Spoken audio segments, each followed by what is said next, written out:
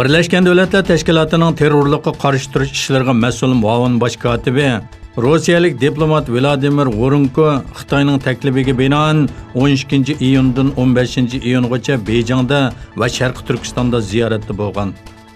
Uning ziyaratidan burun Amerika va bir qism kishilik huquq tashkilotlari uning ziyaratining muvofiq bo'lmaydiganligi, bu ziyoratning Xitoyning Uyg'ur va boshqa musulmonlarga qaratayotgan zulmlarini yo'lliq ko'rsatib qo'yish xavfi borligi haqida ogohlantirgan edi. Yegilishicha, u Xitoy muavin tashqi ishlar ministri Li Yucheng qatorliqlar bilan ayrim uchrashib, Xitoy bilan Birlashgan Davlatlar Tashkilotining terrorizmga qarshi turish hamkorligi haqida cho'nqur fikr almashtirgan. Misrning tunji xalq tarafidan saylangan davlat raisi Muhammad Mursi sudda vafot bo'ldi. Misr davlat televiziyasining xabar qilishicha, sobiq prezident Muhammad Mursi sud maydonida hushidan ketgandan keyin vafot bo'lgan.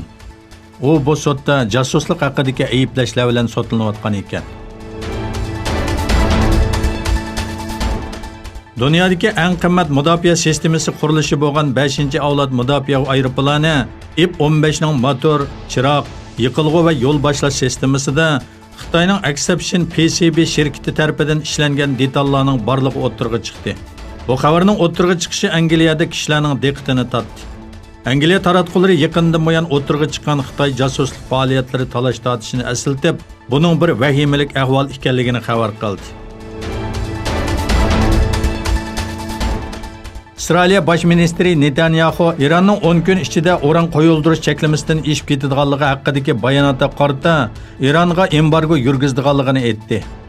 Yegilishicha, Iron uran qo'yildirishda 300 kilogramlik yuqori chekdan ishib ketish uchun ta'tir sanashni boshlagan bo'lib, 10 kun ichida ishib ketadiganligini e'lon qilgan. İsrail Baş Ministri Netanyahu 2015-yili imzolagan yadro kelishimidagi belgilamalariga asosan Ironga embargo yurgizdiganligini bildirdi. Shundaqla İsrail Iranning yadro qurollariga ega bo'lishiga hargiz yo'l qo'ymaydi dedi. Yevropa Sharqi Turkiston ommaviy tashkilotlari tomonidan uyushtirilgan Uyg'ur lo'nqisi futbol musobaqasi 16-iyun g'alabalik oxirlashdi. Yevropa davlatlaridan kelgan nurg'un komandalar qatnashgan musobaqada Shvetsiya komandasi chempion bo'ldi. Norvegiya va Belgiya komandalari 2 va 3-likka erishdi. Shuning bilan birga Istanbulda 6-navbatlik Ural lo'nqisi futbol musobaqasi boshlandi. Musobaqa 10 komanda orasida elib beriladi.